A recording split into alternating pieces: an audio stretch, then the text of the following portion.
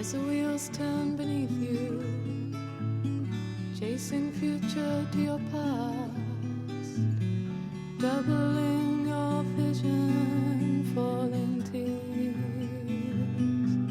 on broken glass. Hello and welcome to episode 11 of the Jenni Makes Podcast.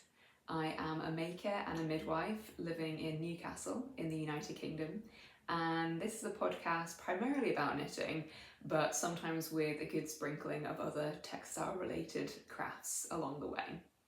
Welcome to any new viewers and welcome back to any returning viewers. Today is exclusively knitting content, no crochet sneaking in. I don't think I'm looking at my pile next to me. No, it's all knitting. I have one finished object and a few works in progress, which I actually think none of them were shown in my previous episode. So it's only been a month since I last recorded, but I feel like I've had a bit of castonitis and started a lot of new things. So quite a few things to show today. I've got a little bit of a different setup today. Sorry if it's a bit echoey. I've talked about it briefly in previous episodes, but I moved into a new house earlier on in the year, and we're very slowly renovating, very slowly. And I'm currently in the bedroom that is closest to being finished, but all it needs is carpet, so apologies if it's a little bit echoey. For anyone who's watched before, you'll know that I'm often joined by one or two of my co-hosts. They are my cats, Phoebe and Misc. They are currently fast asleep downstairs on their favourite cushion, but often they do make an appearance and they like to climb all over my slightly precarious iPad recording setup, so apologies if there are any interruptions from them. But they usually come running as soon as they hear me talking, and they have not done that today, so maybe I'll be left in peace. So let's get started. First things first is a finished object, which is finally finished because I feel like I was showing it in various states of completion. I think, like, not ever since I started recording again, but for quite a few episodes. It's just a pair of broken rib socks, so they're not particularly interesting to show, but here they are, finally finished on their little blocking things. I was going to say blocking mats, but that's not what they are. Sock blockers, that's what I'm trying to say. So these are socks for my partner. They're just a basic 3x1 broken rib. I favour broken rib for all of my socks really, though I do have a pair to show today that are not broken rib. So breaking from my usual habits. The yarn is by Regia and it's one of the Arne Carlos self-striping colourways. I did consider, hold them a bit further back so you can see them. I did consider trying to match them, but actually the stripe repeat is really quite long, as you can see, and I would have had to discard, I think when I looked at it, I think I would have had to discard quite a bit of yarn. So I didn't do that. But yeah, not loads to say about them. I really love the Regia yarns for like gifts and when I'm making socks, not for myself, because they've got a little bit of nylon in them, and so they're pretty hard wearing, but they still feel like they've still got a bit of like, they're not rustic by any means, but they still feel like they've got a bit of like integrity to them. So hopefully they'll hold up as well as the other pairs that I've made for my partner. So that's probably all there is to say. I've done like a garter stitch heel. I like how squishy that looks, and I feel like it's a little bit more hard wearing. But yeah, they're done. They knitted up pretty quickly actually for me, even though I do feel like I was talking about them on the podcast for quite a while. I think I tend to do this with socks where I'll sort of knit one really quickly, cast on the next one, it languishes for a bit, which is kind of what happened, and then I had like quite a bit of socialising time the weekend just gone, sort of sitting around with some friends, and some of my friends were playing card games, and I'm not the best with card games, but I like to kind of still sit around and feel involved, so it was perfect time to finish off the second sock. So that's my one and only finished object for today. I don't know if today's going to be a bit of a shorter episode. I never really know when I start recording. I always think it's going to be shorter and then I get sucked into a tangent talking about something, and before I know it, half an hour's gone by. So we'll see. So the first work in progress I'm going to talk about is, so it's called the Rota Sleeveless top. It's by a designer called Irene Lin. I've never knit any of her patterns before. I think I talked about this, not last episode, but the episode before. I can't remember if I did show a swatch. I think I did. I'm knitting it up in a yarn by Retrosaria Rosa Pomar. I'm never really sure if that's the full name, or if just Retrosaria is the name. Anyway, and it's a recycled cotton and wool blend called Mungo. So I will show you. Here it is. So you may be thinking it's a bit of an odd time to be working on a lace vest top, and in some respects you will be right.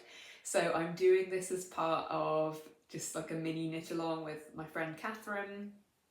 In a couple of months we are going to Barcelona Knits Festival, it's in November, and we wanted to make a little project together to wear when we're there. So yeah, making good progress. I think I maybe touched upon this when I was like discussing my swatch. I'm pretty sure I have discussed my swatch in a previous episode, but as is often the case with me, I have issues with my row gauge. I often have a very tight row gauge. I'm quite a tight knitter anyway, and so I always have to size up at least one needle size, sometimes more, but it's harder for me to overcome the row gauge issues, because I find that even when I've sized up and my stitch gauge is right, sometimes my row gauge is still wildly off.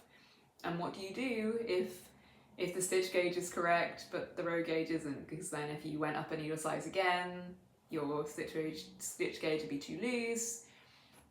So what I did with this project, which I don't know, I think it sounds more faffy than it actually was. It wasn't too bad, but basically my row gauge was 50%, is this right? 50% tighter than the pattern gauge. So I can't remember exactly now what the row gauge in the pattern is, but say for example it was 20 rows, my gauge was 30 rows. It's something somewhere in that ballpark. So I had to modify all of the like increasing around the neck. So rather than increasing at the rate stated in the pattern, I had to make sure I was adding in like essentially 50% additional rows. So if, say for example, the increase was every other row, I was having to do every third row. I hope that makes sense. Which, I mean, like sounds annoying and like initially was a bit annoying, but I think the fact that actually my row gauge was off by an amount that was like an easy multiplier, it meant that it wasn't too bad. So I have really enjoyed working on this. It was like knitting up very quickly, and then I've got a little bit sidetracked by some of my other projects, so it slowed down a little bit, but I've actually booked a last minute holiday to go away to Croatia. We fly in about 10 days, so I'm kind of hoping to have it done for then, but when I say that out loud, I'm like, ooh, actually 10 days is like quite soon. So I've just joined in the third ball. I had initially been a bit worried I was going to run out, but I think I'll be absolutely fine. I was tempted after I'd like finished the second ball to put it onto waste yarn and block it. However, I was like midway through my lunch break at work, and it was a choice between, oh, okay, I stop knitting and don't have any knitting for like the rest of my break, so like 30 minutes of not being able to do anything, or I just continue on. So I think I'm just gonna maybe just fudge it with the length and like hope that I get it right. It's quite hard to predict how this like fabric's gonna change with blocking, because I do think it will grow and shorten, and I just ideally would get the length right the first time, but we'll see. So in terms of modifications, I don't think, apart from obviously modifying it for my row gauge, I've not made loads of changes. I did opt, so on the sides, sorry, it's kind of, the lighting in here is a bit weird. But yeah, on the sides you can see, sorry, I'm not showing that very well. There's just like some 2x2 ribbing which divides the front and the back panels. In the pattern, she has you do like a cable in this. Like they're very, very spaced out cables. Like I think in her pattern pictures there's like 2 or 3 in total, like down the whole like side of it, so they're very spaced out. I have decided not to do that for a few reasons. Firstly, I didn't really feel like it needed that detail. Like there's already, like with the all over sort of lace rib pattern, there's already a lot going on, so I didn't really feel like you needed that on the sides. And secondly, because my row gauge is so off, I was kind of working out where I was going to need to place that cable so that proportionally it reflects the original pattern. But it wasn't going, it was going to like sit in kind of a random place. Like I think the twist was going to be like in the middle of a lace repeat, whereas I think in her, like in the original pattern, it should have been like aligned with this, and I wasn't sure if that would look weird. Also, like I'm just not sure how long I'm going to make the body. I think in the pattern there was a cropped and a longer version, and I don't think I'm going to do it quite as short as the cropped version, but I'm still trying to decide how long I want to do it, and so I didn't want to put the cables in and then have a weird kind of gap after the last cable, or like it looking weirdly out of proportion because they weren't evenly spaced, because I'm not sure what the total like length of the body is going to be yet. So, but apart from that, I think I'm knitting it to pattern. I'm using 4.5mm needles. I think the original pattern was 4, so I've not had to go up too much. I love how the yarn feels. It's really like tactile and dry, so I think it'll be nice for like layering. I'm picturing like layering it over like a little white t-shirt, and I'm hoping Barcelona in November will still be warm enough to wear that.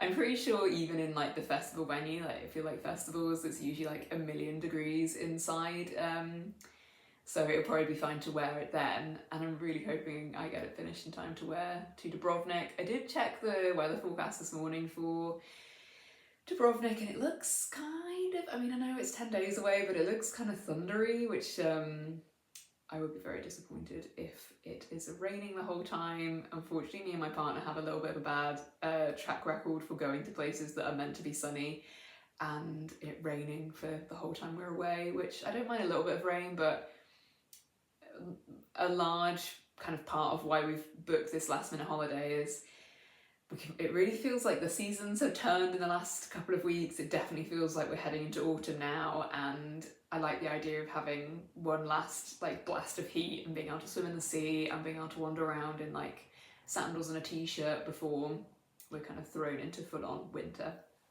So I'll be a little bit disappointed if it's raining the whole time, but we'll see. So I don't think I have anything more to say about it. My partner did tell me that he thought that this colourway looked like egg fried rice, which I've not quite been able to get out of my head, and annoyingly I do kind of see what he means. But I still like it. It's a little bit different for me. I usually go for quite like bold colours, so it's a little bit different, but I like it. I think it's nice.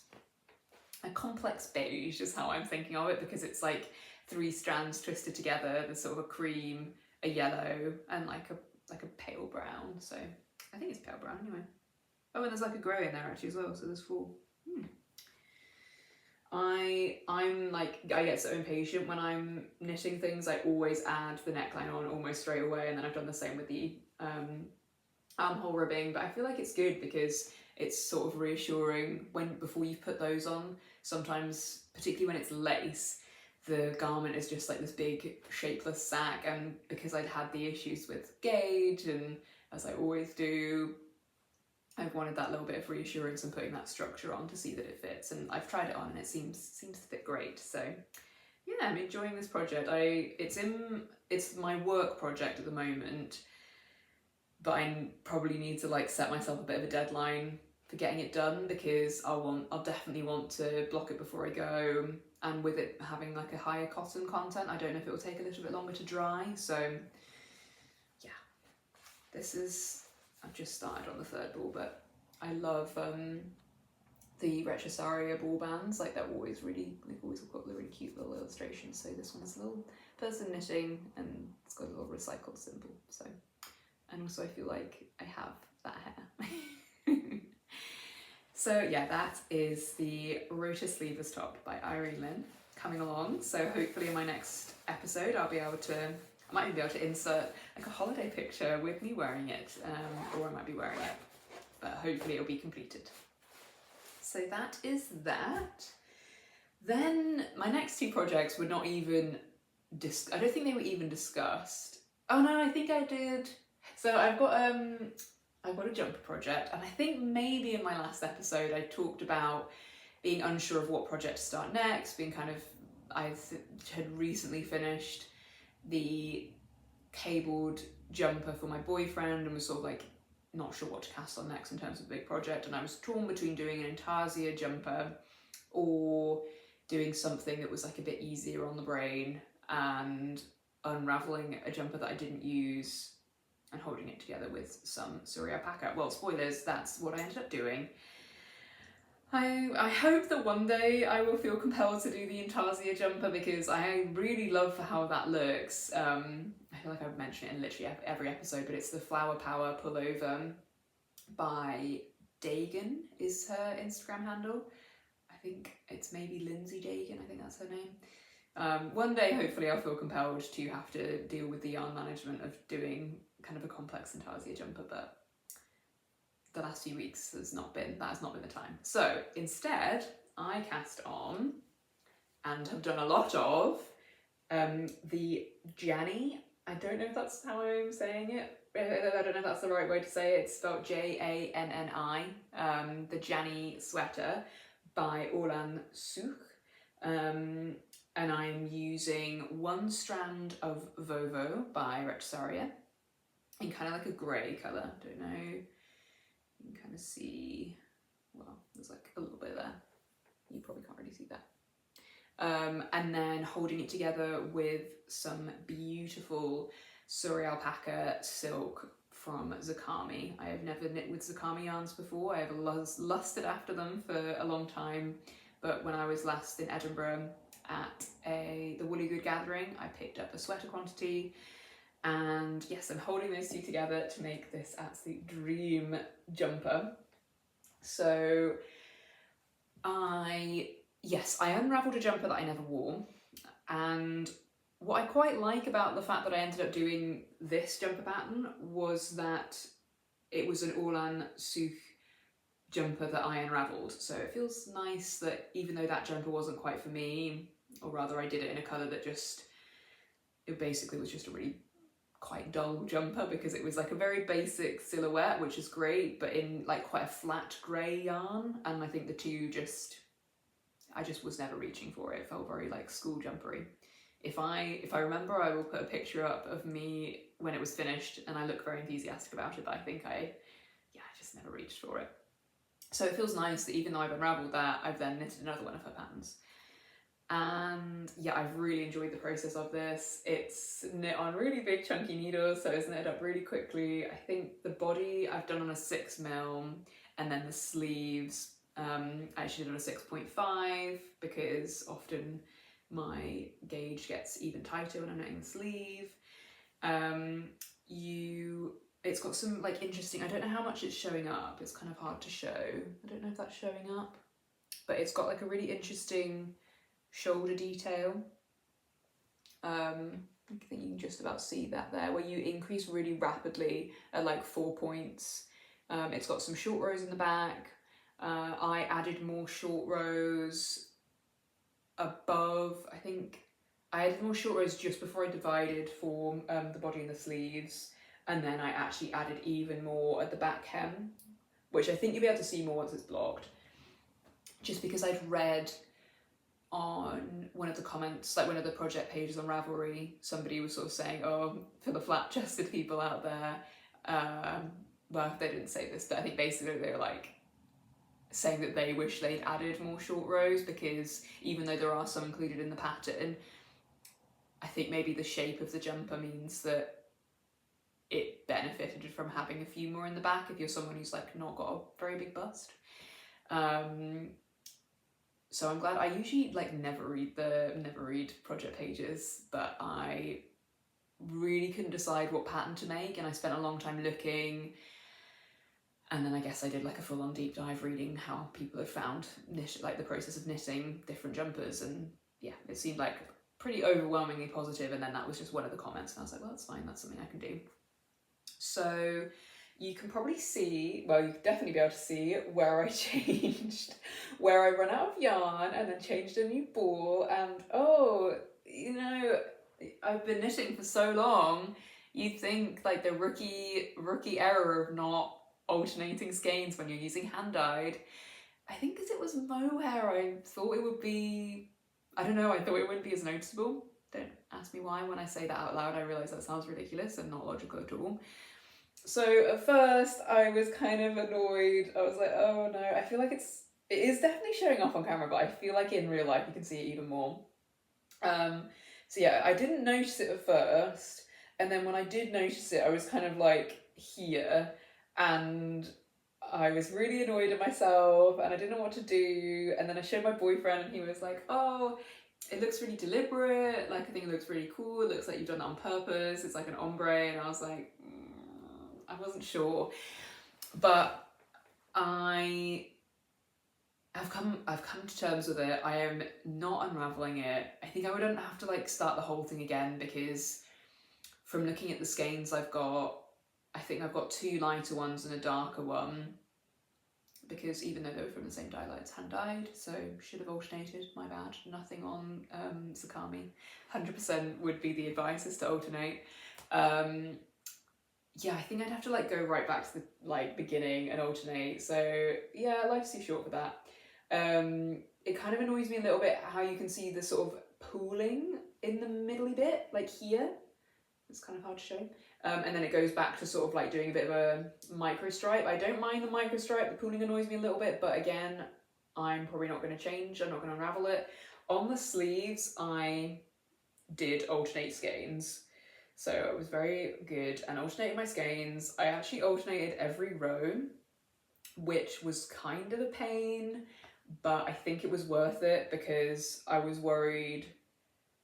Yeah, I was just worried of like, I would get weird pooling, or I would like run out. I think I don't actually know if maybe I'm going to get this out of, like I could have maybe just done it in 2 skeins of the Zakami. I don't know. Yeah, I'm not sure, because I was a little bit worried that I was going to run out of the grey Vovo. So I weighed my yarn just before I started the first sleeve, and I worked out that I had pretty much 50 grams per sleeve, and I was like, oh no, that doesn't seem very much, but actually I only needed 40 of it to do the first sleeve, so I think I'm going to be fine. So that makes me think that I'm actually going to use less than the pattern states. I think maybe because I've made it a bit shorter, because I wanted it like a little bit cropped. Yeah, and I think as well from looking at people on Ravelry who'd marked how much they'd use, it did seem like fairly consistently that people had used less, so I don't know if it's just, I know that you add on a percentage in a pattern, so I don't know if it's maybe kind of the yarn requirements are a little bit more exaggerated than maybe some other patterns I've worked with, I'm not sure. Anyway, I don't really know why I was talking about that now. But yeah, I think I'm probably going to have like almost the whole skein left. But oh yeah, that was it. I was worried that I would run out halfway through the sleeve and then there would be like another jarring change. But because at least here it's like gone from light to dark and it maybe looks half deliberate. But because I've got 2 light skeins and a dark one, and I kind of unknowingly used the dark one second, I thought it would look kind of odd to have like light, dark, light. So that was why I alternated. But I probably would have been fine actually, probably could have just used the whole thing, but at least maybe I'm not going to get any weird pooling. And I love this jumper. I have barely been able to put it down. I think I've done this in like 3 weeks because I certainly didn't have a swatch the last time I recorded. And yeah, I'm just obsessed. I mean, it feels a little bit silly working on this when I should really be finishing off the summer knits, because summer definitely has come to an end and that vest top really needs finishing, otherwise it's going to languish for potentially ever, because I've never actually successfully finished a summer top. But the heart wants what it wants, and I just wanted, this was what I wanted. So it feels good that I unravelled a jumper that I wasn't wearing, and it feels good that I've got another sweater quantity kind of out of stash.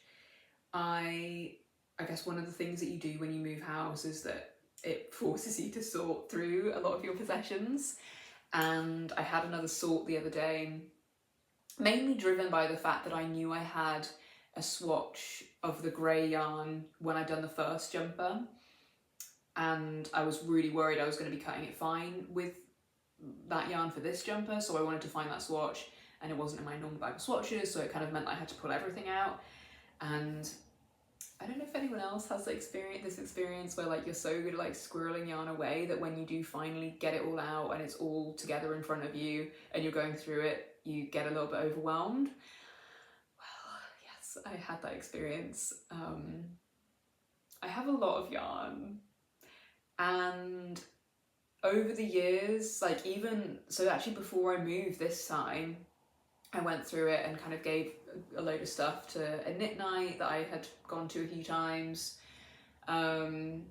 Gave some to like a friend who just started to, was wanting to learn to knit and had just started. And even then, I still feel like there's a lot I could potentially give away. I sort of sorted it out, so I've got like all of my sweater quantities like kind of collected together.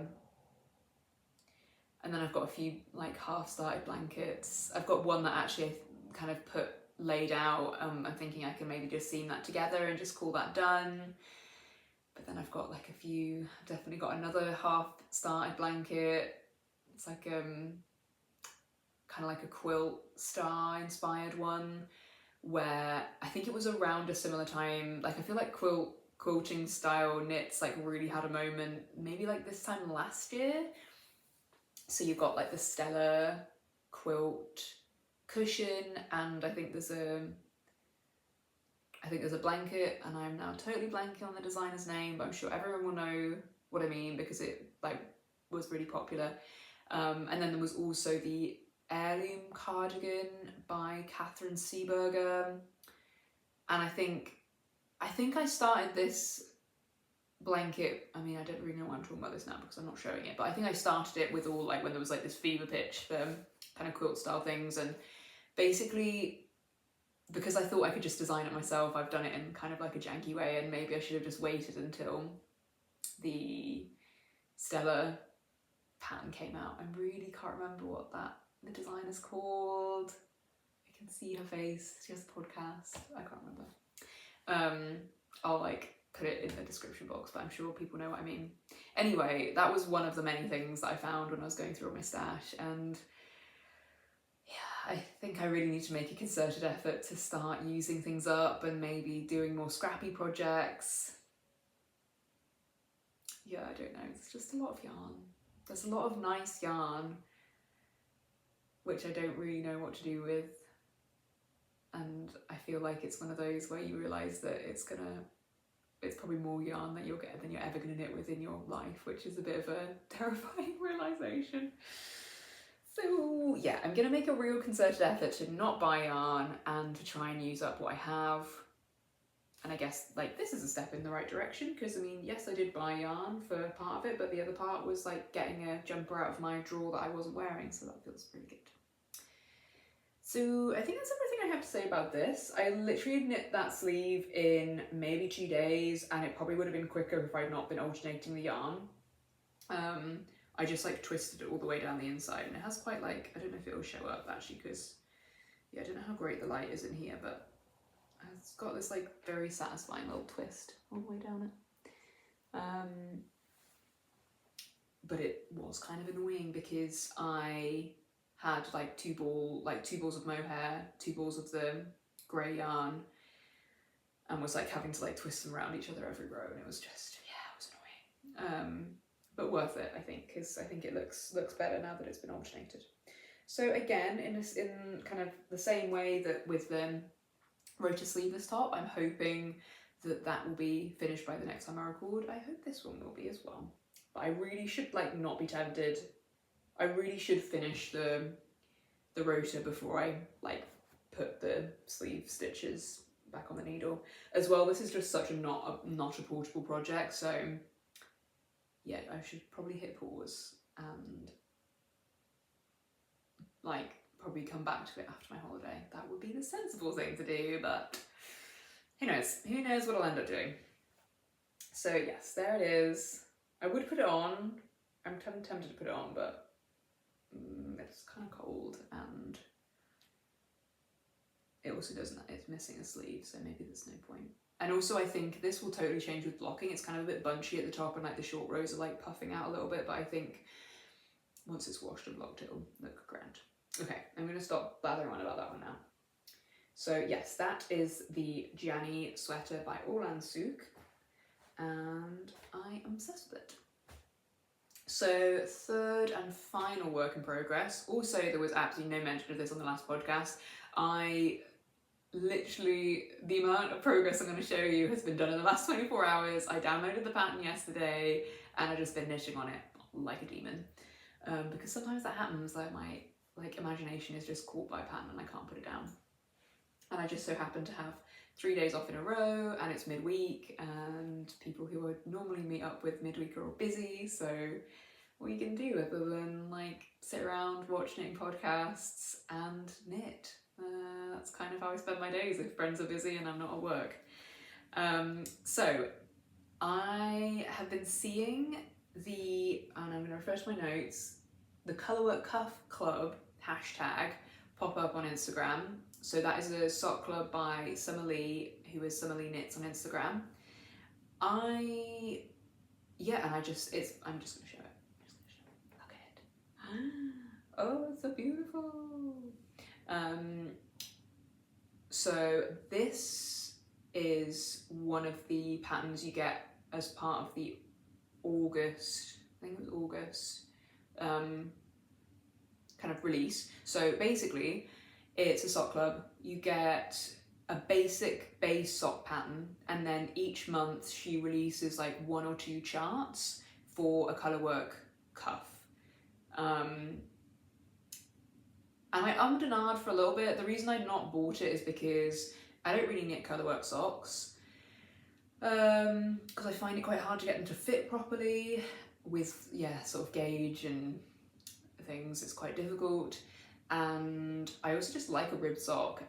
And if it's quite difficult to like cleanly incorporate rib with Colorwork, and I feel like it like spoils the like cleanness if you don't like do a stocking stitch foot after you've done like a Colorwork cuff. Also the pattern, so I think it worked out about like $11.50-ish for the whole club, which like I think is incredible that you get your basic sock pattern and then at least 1 chart every month, but I think sometimes 2. I think that's really good. However, if I only knit one, that's quite expensive for 1 sock pattern. And I knew that I could probably just figure out the chart from looking at other people's pictures, but as someone who used to design, that is very much against like my ethos. So I was like, I'm not gonna do that. So anyway, I bit the bullet and bought the pattern, tasses on, and pretty much, just like have knit furiously on it. So there were 2 charts as part of the August release. There was one called like the Granny Stripe, and then there was this one. So this is like a flowery leaf, and it is beautiful. So this is actually knit up, I guess in the same spirit as the Janni sweater, of like unraveling things that I'm not using.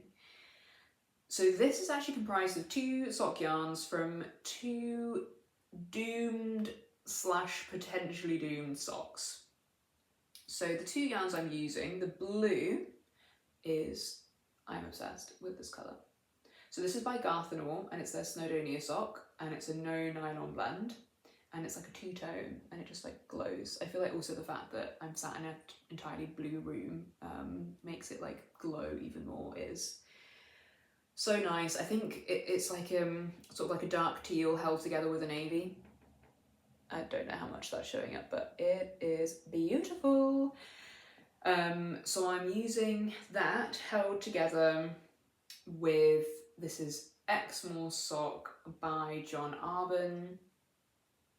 Yeah, you can tell that I love this kind of green.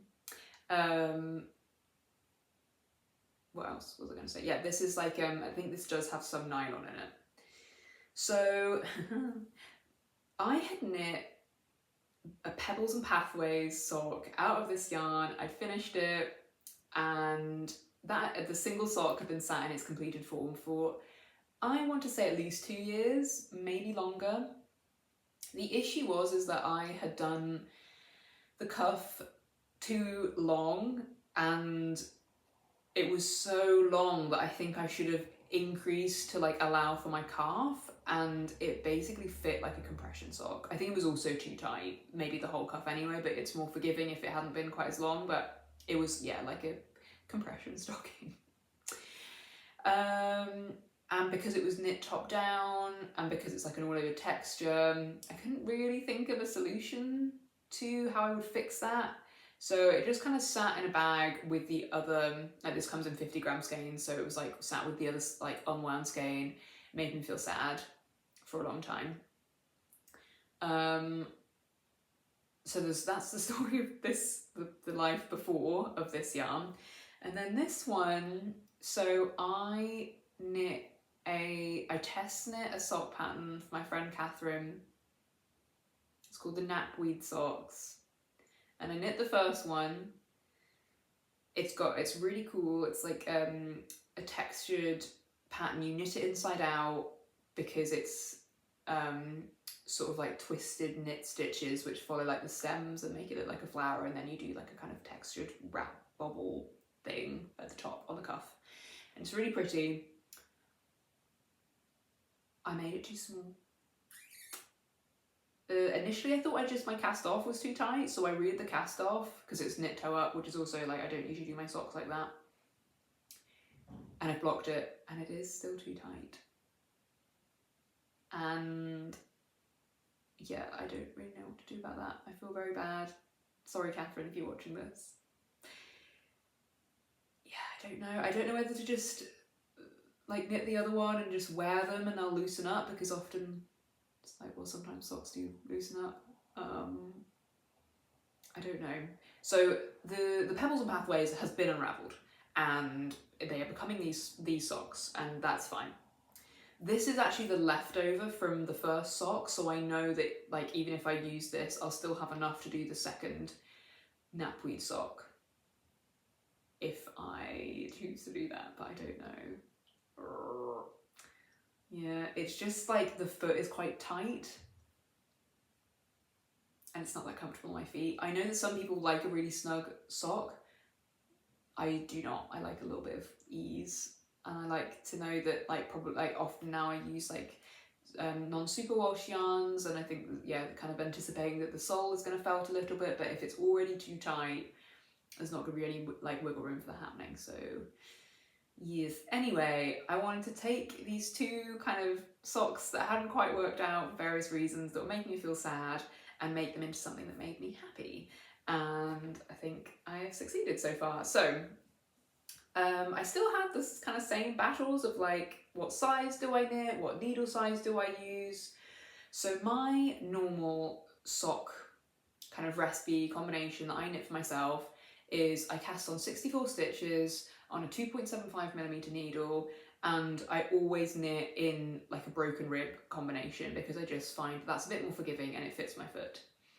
I know that when I knit stocking stitch socks, my gauge gets ridiculously tight. So I think when I used to knit like stocking stitch socks, I think I would usually do like a 68 or 72 cast on, which is just crazy. But yeah, my gauge just goes with the stocking stitch.